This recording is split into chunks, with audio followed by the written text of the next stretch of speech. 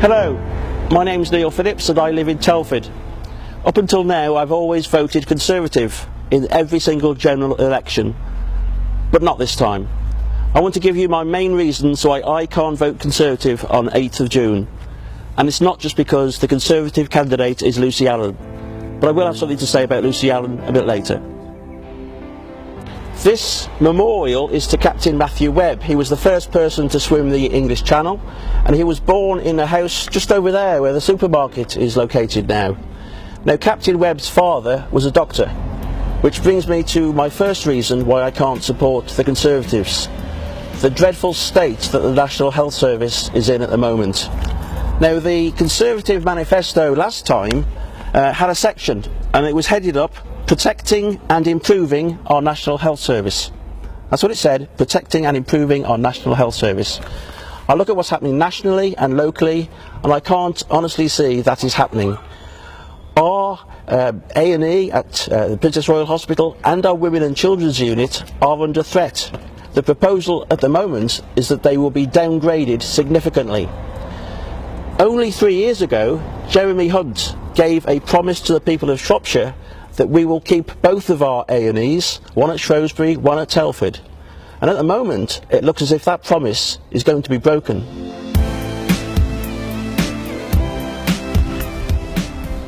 I used to go to school in Dawley, Phoenix Comprehensive. It was a really good school. It's no longer there now, but this is the school that has replaced it. Now, the Conservatives gave a commitment to support education in the last manifesto. And one of the things they said was that we will continue to protect school funding. We will continue to protect school funding. And I look at our schools now and I just can't believe it.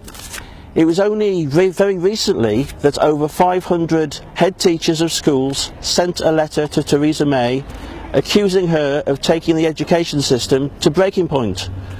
What they said was that they are facing staff reductions, reductions in subjects on offer, increases in class sizes, and reductions in extracurricular activities. I'm also not in favour of more grammar schools. I don't think we need more selective schools.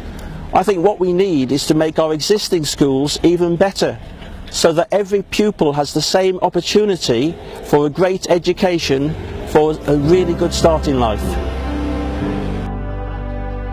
There are lots of small businesses in Dawley High Street. Now, the government is supposed to be on the side of small businesses, but I'm not actually seeing that. What I've seen recently is actually the small businesses being targeted in order to raise tax revenue. It was only recently, wasn't it, in the March budget that Philip Hammond tried to impose a national insurance increase on the self-employed. Thank goodness it was pointed out to him that that was going to break the manifesto promise in here. There are also more tax rises in the pipeline for small businesses who trade as limited companies. This isn't good enough. We need the Conservatives to support small businesses if they believe truly in encouraging entrepreneurship. Here we are on the site of Captain Matthew Webb's birthplace. This is where my family's furniture business used to operate about 30 years ago.